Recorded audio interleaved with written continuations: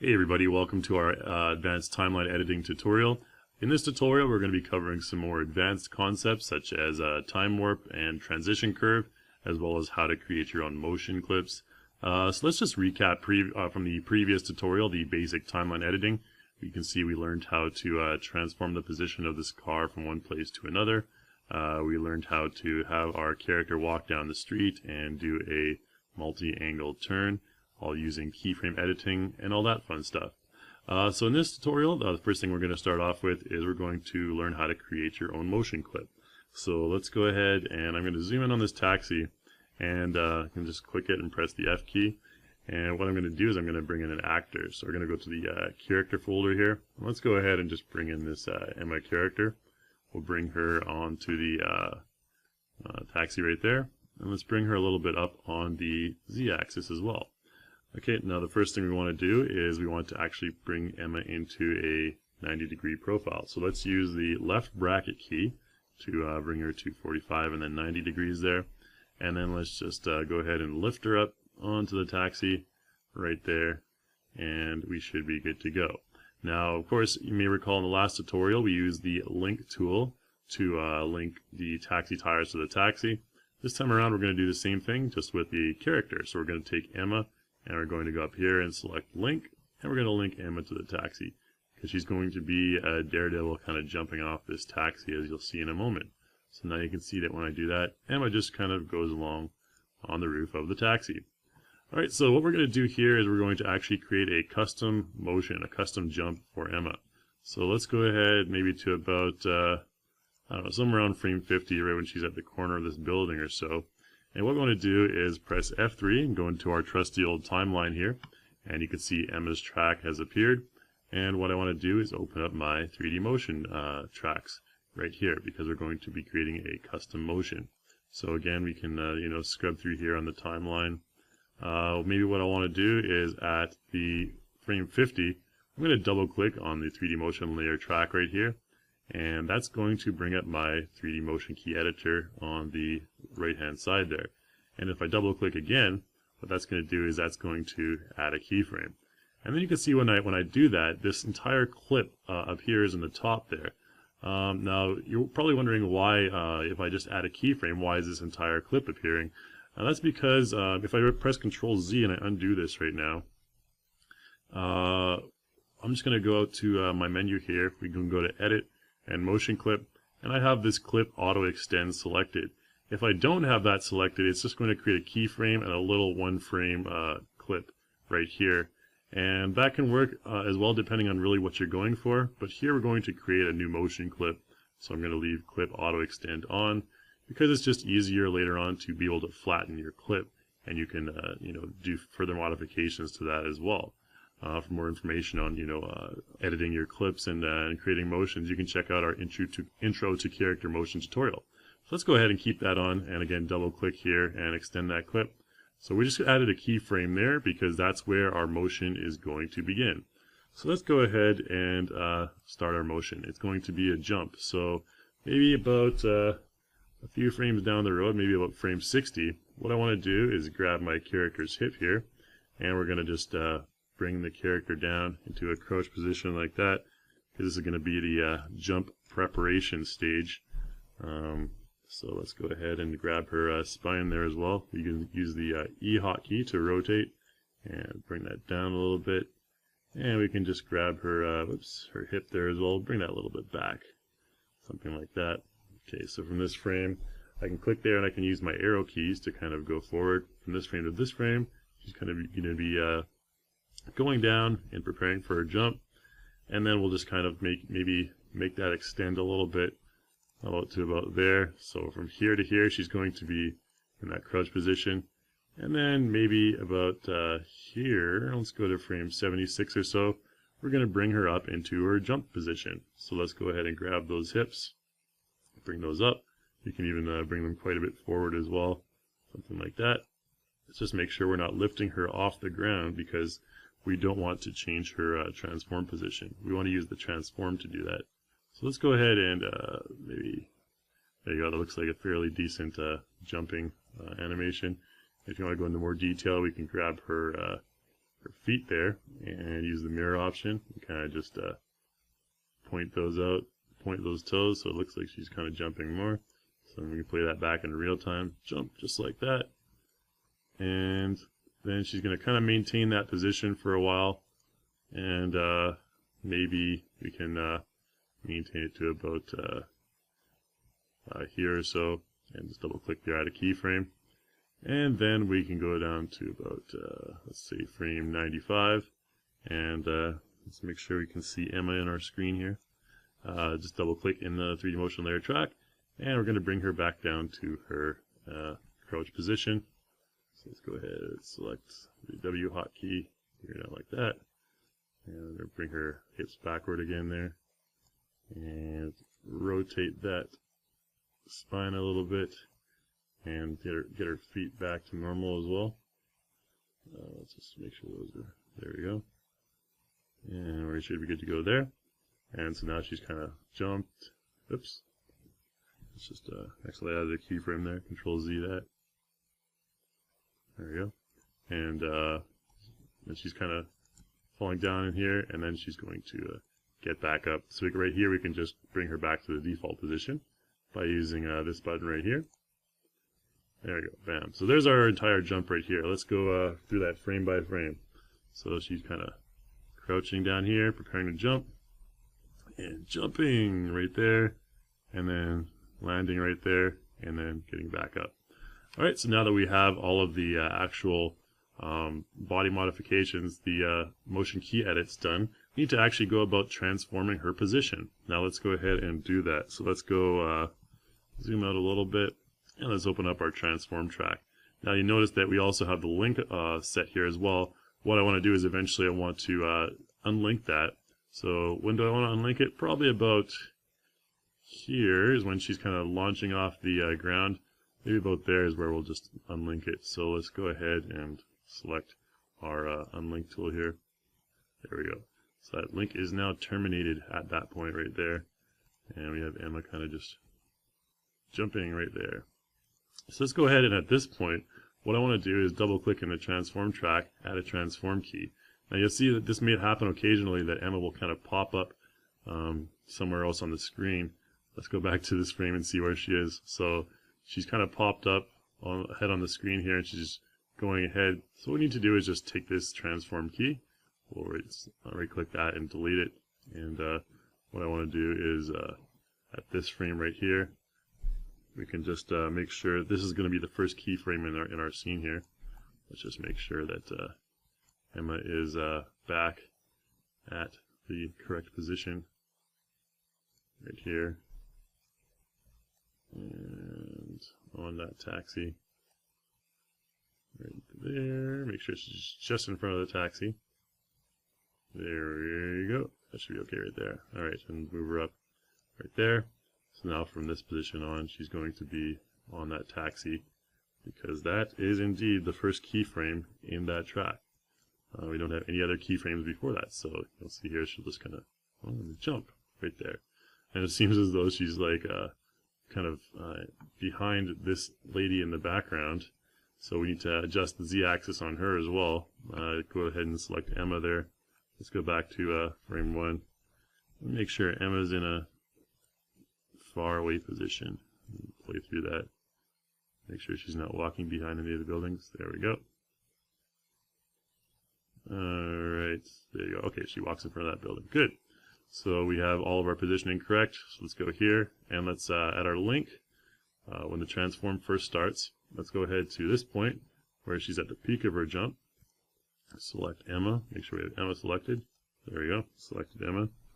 And we're going to transform her position to super high in the sky. She's going to be like a Michael Jordan jumper. And of course she kind of stays in that position. We want her to stay there, and maybe we want her to land about here. And at this point here, we want her to be on the ground behind a taxi. Bam, right there. That should be good. And then she gets back up. So here we go. You can see that's a very, very basic clip that I just created there. Just a jump, jumping off the taxi. Nothing too dynamic about it. It's a very, very basic jump. Maybe at this point here, you can see that she's jumping, and maybe if we wanted to move that transform a little bit back, we can do that as well. So it's like she's jumping off the ground a little bit earlier. There we go. Alright, so now that motion is all nice and good. It looks fairly decent, but what if we want to maybe add some more dynamic feeling to that motion, some more energy? So let's go ahead and maybe from this point to this point, I'm going to teach you about transition curves right now.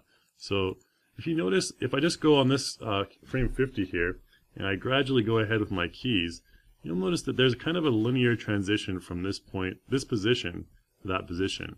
As in, like, every single frame, she's moving a little bit forward, like that. Let's take a look at what happens if I right-click this keyframe right here, right-click it, and select Transition Curve, and select maybe Ease In. Alright, so let's see what Ease In does. If we go back to frame 50, go ahead frame by frame, you'll see in the first maybe 4 or 5 frames there's really nothing much happening. Very little action.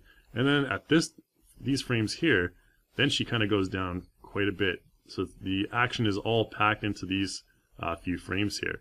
So that's a transition curve. And to further explain that, I'm going to right click on the transition curve here and select Custom. And you can see the actual transition curve right here. Now what's happening is less of the motion between this keyframe here and this keyframe here. There's less motion happening in this area here, and then there's more motion happening in this one right here. And I can even increase the curve like that. So let's see what happens if we do that. If we go from here, you can see there should be basically no movement from here to here, and then bam, it'll be just in that last frame she'll go down like that. Maybe we don't really want that. Let's go ahead and right click that one. Let's check out Ease Out as an example. Okay, so let's try Ease Out, and I'm going to right click and select the custom transition curve there. You can see we have this severe transition curve played out right here. Let's take a look if we bring that back to normal. You should be able to guess that from this frame to this frame, you'll see that more motion is happening earlier on. It's not so linear. So most of the motion is happening now in the first early frames.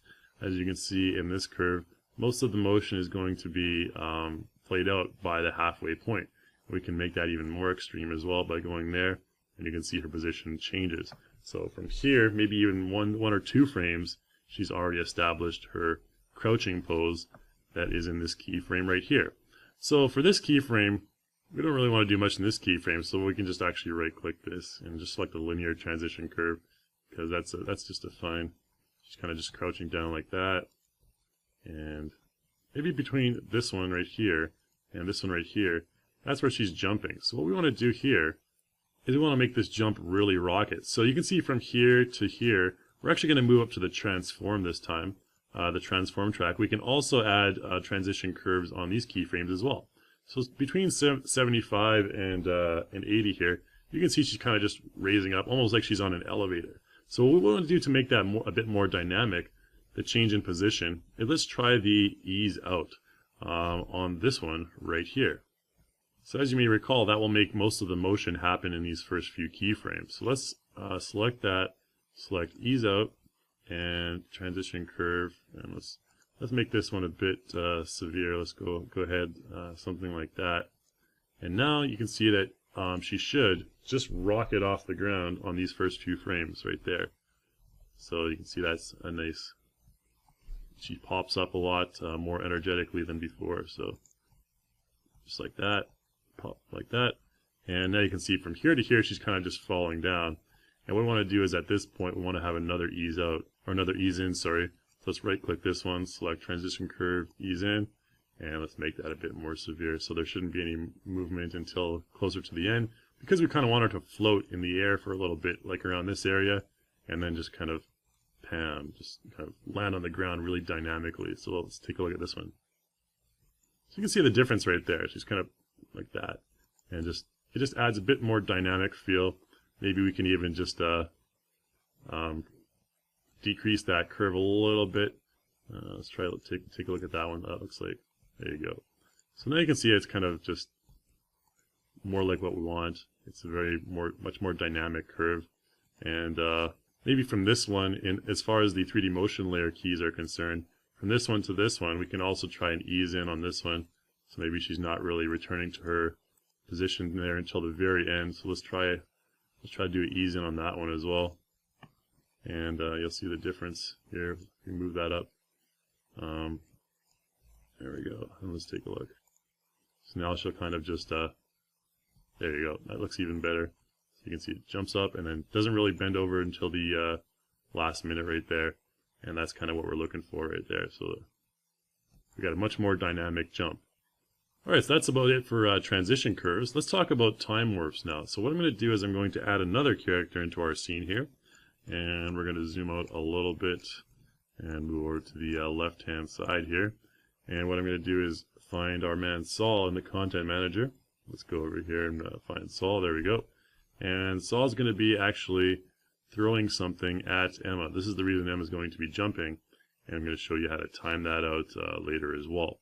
So we have Saul here. And what I'm going to do is just turn Saul the opposite way. So he's going to be facing Emma. Again, using my bracket keys. And what I'm going to do is actually apply an iClone animation to Saul. So let's Alt-Tab over to iClone here. And I've already got this set up. I'm going to be adding this Monster Motion Volume 1 punch to Saul. Now it says punch, but it can actually double as a throw, as you'll see in a moment. I'm going to apply it to this character I have on the screen here. And you can just imagine that that monster is kind of punching or just like tossing something. So let's take a look at it from a different angle. Maybe from the side here is a bit better. There we go. You can see he's just like tossing something with his right hand, just like that. Alright, so let's go ahead. I'm going to click and drag this motion directly into my Crazy Talk animator. There we go. And we're going to add it directly onto Saul. So you can see it's not a bad motion. Let's go ahead and click on Saul and press F key to focus on him. Let's take a closer look at that one. There you go.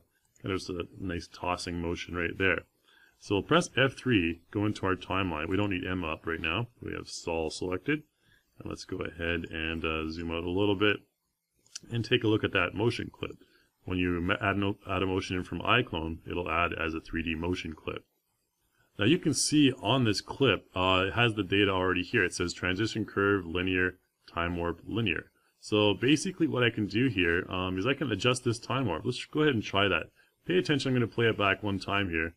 You can see it's a very very linear motion. You can see from, if I just use my keys to go ahead here, let's go click here, and let's go ahead on the frames. It's just a very even toss throughout the entirety of the motion clip. Let's go ahead and right click on the motion clip now, and let's select time warp, and let's see what happens when I do the time warp. So let's go ahead and try and ease in. Okay, let's try and ease in first. Let's play that back. So you can see now it's kind of more of a wind up, and the end part is more dynamic there. So that looks a little bit better. Now if we try, let's go ahead and try and ease out in this situation. You can see that most of the action will happen in this beginning part here, and the follow through is much slower. So it's a very fast throw, and the follow through is quite a bit slower. Let's go ahead and right click and try time warp. And let's try ease in and ease out and see what that does.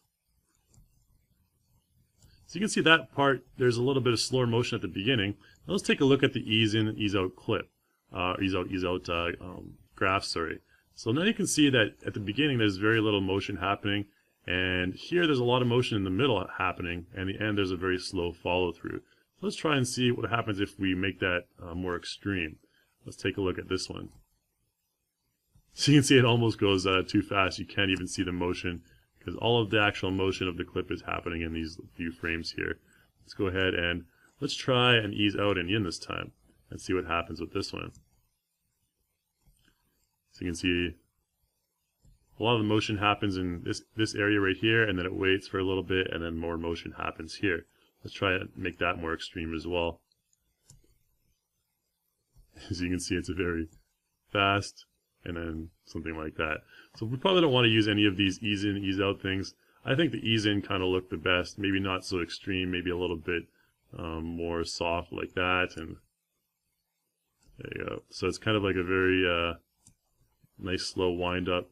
Maybe try and line that out a little bit more. There we go. So it's almost like a more dynamic wind up, and then boom, just a nice fast throw like that. Alright, so that's basically your time warp. So let's go ahead and add something into Saul's hand here. We're going to give him a bottle. And I'm going to show you a quick little trick here about how you can actually add accessories to characters and pull a switcheroo and replace them with props. You'll need that for certain situations. So let's take a look, go into scenes first. Let's go into props and business objects. In business objects, we have a bottle of wine because we all know you can't do business without wine. So let's just click and drag this wine over onto Saul here. Now, if we zoom in, obviously, like I mentioned, we want to have Saul throw this wine. So what I'm going to do is I'm going to actually move it over and kind of put it over his hand right there. You can see that there's a little bit of a problem. Basically, the wine is not it's kind of on the top of his hand, and no one can really hold wine with the top of their hand. Let's see what happens if we try and pull this back on the z-axis. Oh, it just goes behind his whole body, which kind of looks a little bit weird because his hand is in front of his thigh, but the bottle is behind the thigh. So what are we going to do in this situation? There's a really cool trick that I'll show you here. It's very useful for these types of situations.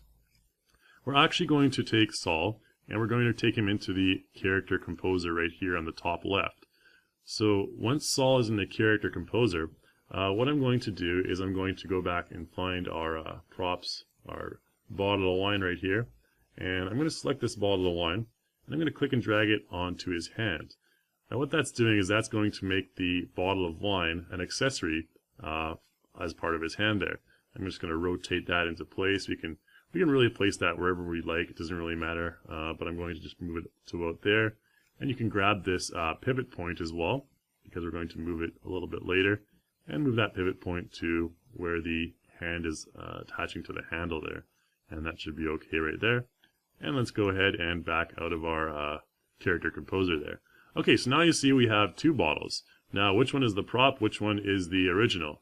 You can take a look here. Let's go into our scene manager on the right-hand side. And you can see that the one that's parented to Saul, that is our accessory. So we can actually just double-click on this. We can rename it wine accessory, just to avoid confusion later on. And what I want to do is, actually at this point right here, I want to select my wine. And I want to make my wine invisible. Okay, so this one we want to be invisible, and we'll make that reappear later. So at frame 1, I want the wine prop to be invisible, and I want this wine accessory to be visible. Now, because this wine is an accessory now of Saul, we can use a little trick with the layers. We can perform a little trick with our layer editor. So let's go ahead and select Saul. Let's go into our layer editor right here. You can also use the L hotkey, and in your accessory list, you have a bottle of wine. Now what I can do is select this wine and put this wine sent to the back of my character's right hand. And you can see that Shazam, it just happens to go in the right position that we want it to. And that is all by design. So let's go ahead now and change his hand sprite. We can just change it to something, let's go to the sprite switcher right here and change it to something like a fist so it makes it look like he's kind of holding that bottle. And now you can see that the accessory is connected to Saul, and let's go ahead and play that back. Just tosses that bottle. But you can see the bottle just stays in his hand. So let's press F3, go into our timeline, and we have Saul here, so let's just zoom out a little bit. And what I'm going to do is, we need to kind of time this out. So you can see that with that ease in, it's a very, very quick throw. So about there is where he's kind of tossing that bottle at frame 28. That should be where the bottle is being tossed. So let's go ahead at that frame. We're going to close down our sprite editor right now. And at this frame right here, maybe frame, you can see that's a very fast throw. So even one frame, it's just launching that ball right here. Maybe at this frame right here, what I want to do is with the wine bottle selected, let's go ahead and select our accessory here. So let's find wine accessory. There we go. And it'll transform. Let's go ahead and double click that, and let's kind of just twirl that up to about there, and that should be the good launch position for the bottle. And then let's take a look at how that affects the rest of the bottle throw right there. So let's try and press space. Oh, maybe we don't want it to move right there. You can see it's kind of moving in his hand right there. So we want to take this transform key, right click, just copy that, And the original position, we'll just copy and paste it to about here. And there we go. So, right there. Now here is where we actually want to make this wine invisible. So this wine accessory right now, the visibility, we can open that up, and we can just go ahead and make it invisible right there. You can see that we'll create a keyframe right there. And now this wine is invisible. And this is the point now where we actually want to make the other wine visible. So let's go ahead, close down our wine accessory right now. We won't need it anymore. And let's go ahead and into our props and select our bottle of wine, the wine prop. And this point here, like I mentioned, this is where we want it to be visible. So I'm going to go ahead and open up the visibility right there. You can see it's in the wrong place, but that's okay. Let's go ahead and close down Sol then and open up our transform track right here. And we may need to bring that wine accessory up there again just to kind of compare the positions. So let's transform. And here, that wine bottle is the prop one, should be about, let's just twirl it around, move it up there. Don't pay attention to where it is before this, essentially because it's not going to really matter. That's going to be our launch position for the wine bottle right there. And you can see I added a transform right there. What I could do is even copy this and paste this a few frames earlier. So even though it's invisible, now it's visible, and you can see it will appear. And that. So currently the bottle in his hand right now is the accessory, and then from here, now it's suddenly the wine prop. So it's going to be from here to here, and he's just kind of tossing it, and the wine prop. We're going to give that a really speedy path towards Emma. So let's go ahead and zoom out, and we're going to zoom out quite far. Emma's still on the taxi right here, and maybe we'll go to about frame 50, maybe frame 70, and frame 80. And let's go ahead and bring this wine bottle all the way across. We want to zoom in a little bit so we can actually get our transform gizmo. There we go. That's the resize. So we want to go even closer.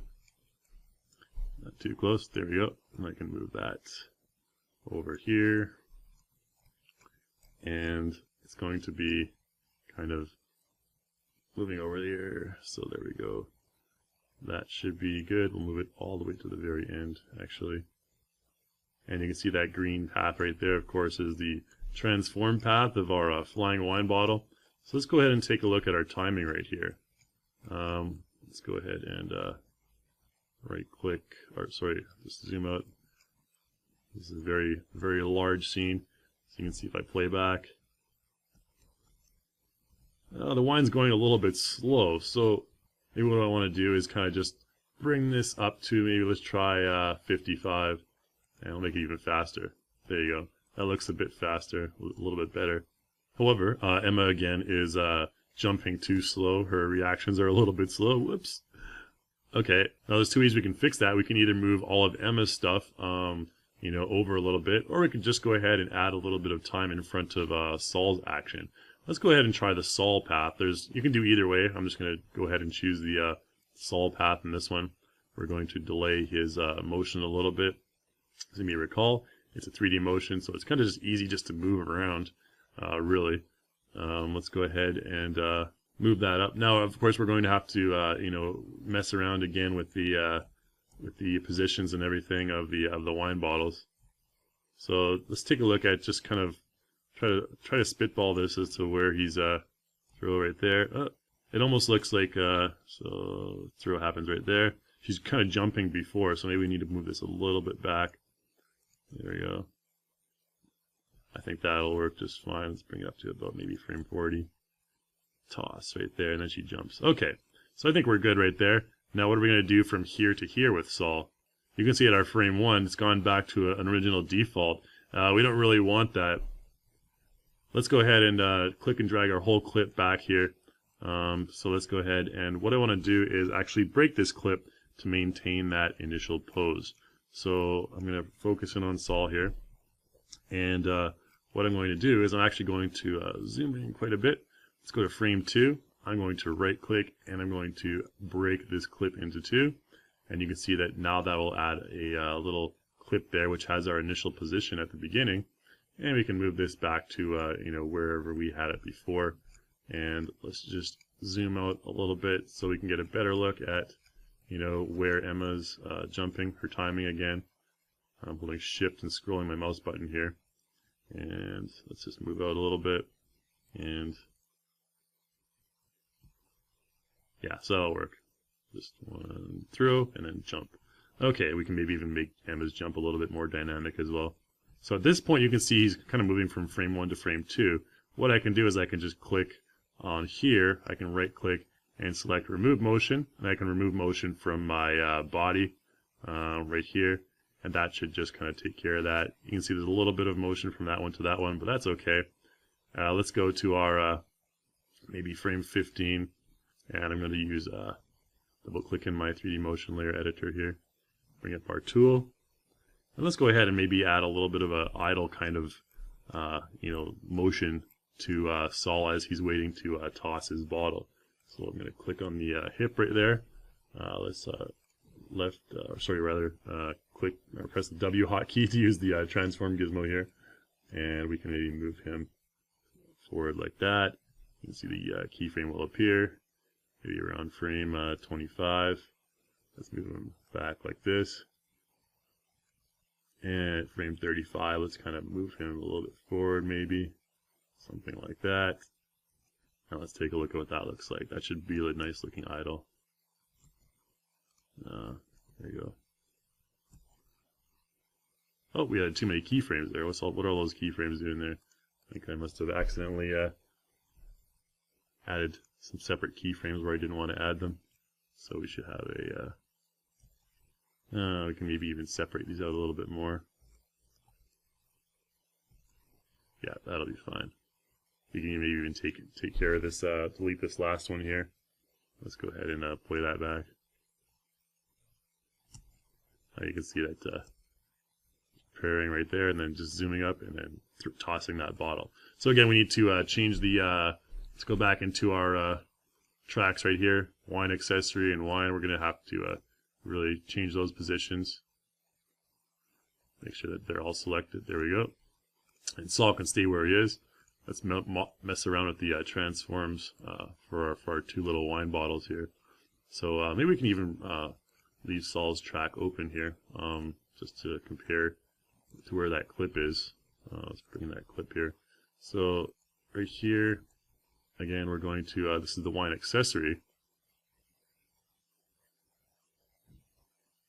So the wine accessory is going to transform right there.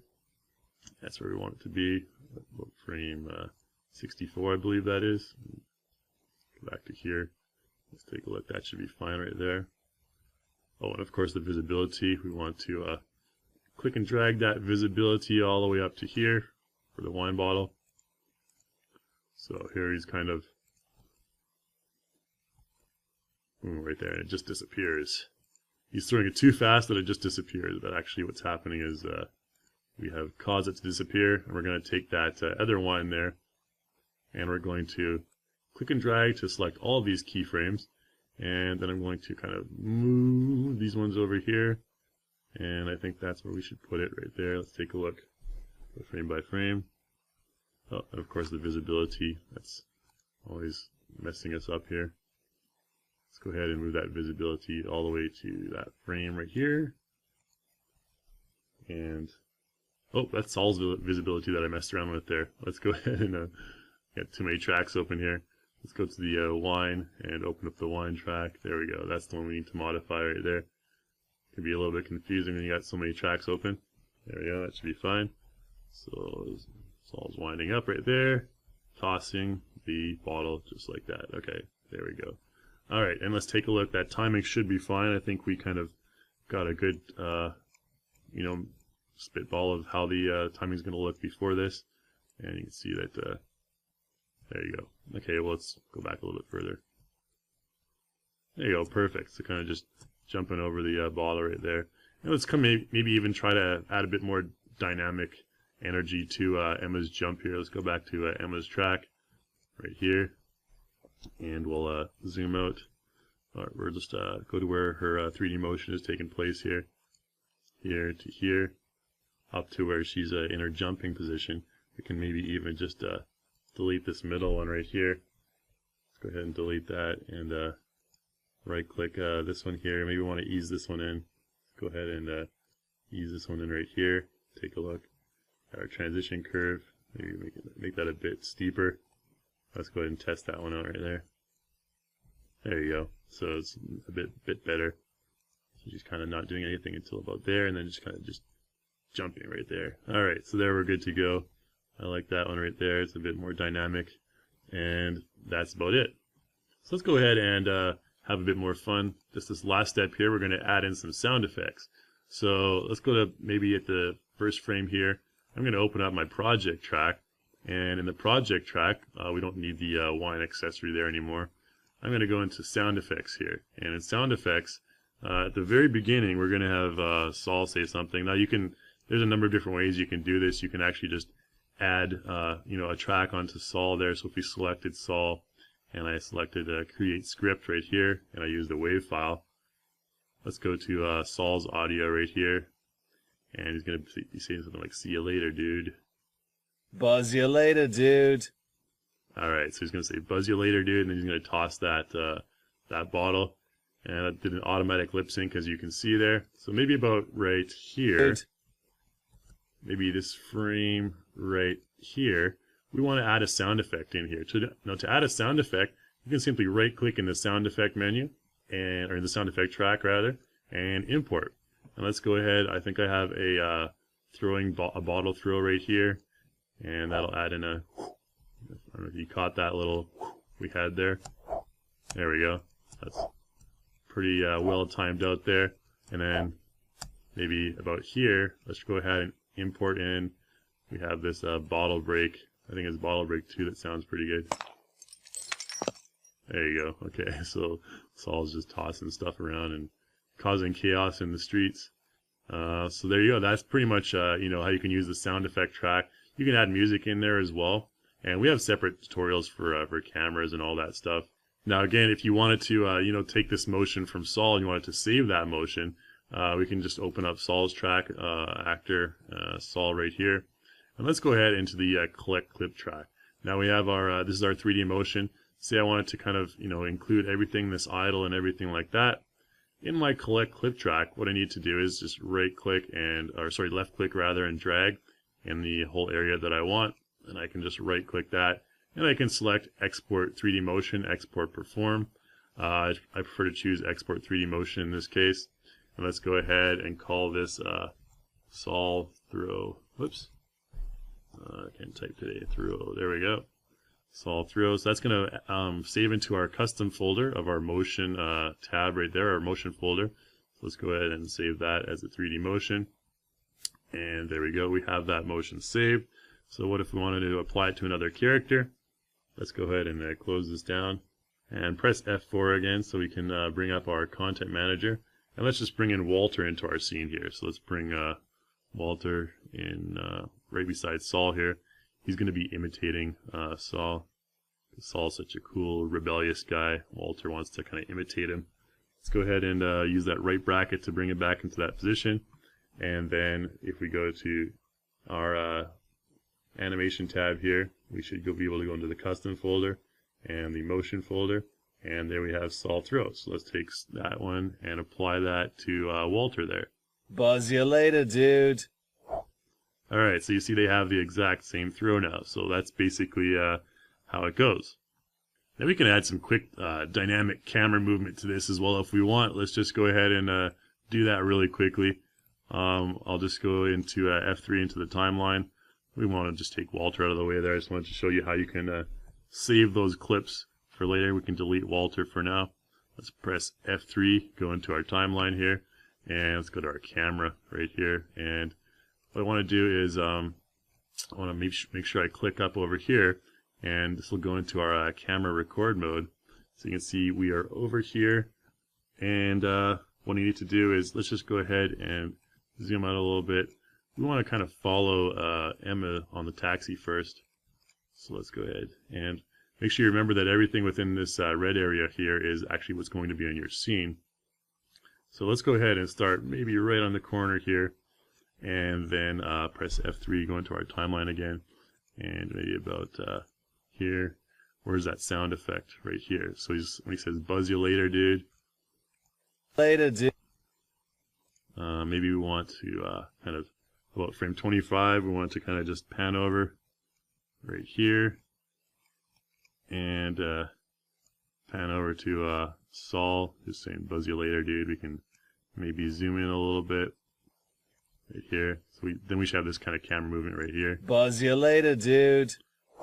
And then if we add a keyframe in that camera track to about here, and we can double click and add that keyframe right there, and then about here is where we want to kind of zoom in on Emma right here, jumping over that bottle. You can see the bottle is just right behind her. She's kind of jumping off the screen there. Maybe we don't want that to be, we want her head to be in there. Alright, and that should be okay. So let's take a look at what this looks like right here. Buzz you later, dude. Alright, so, that's basically how you can just do your simple camera movement. Just wanted to show you that in the timeline, how to do the sound effects and the camera movement and everything like that. So I think that's about it for this tutorial. Hopefully you enjoyed watching. Hopefully you learned something about the transition curves and the time warps. They're super useful for creating more dynamic effects, energetic effects in your animation. And make sure you check back on our YouTube channel regularly to check out all of our new and funky tutorials. So thanks for watching.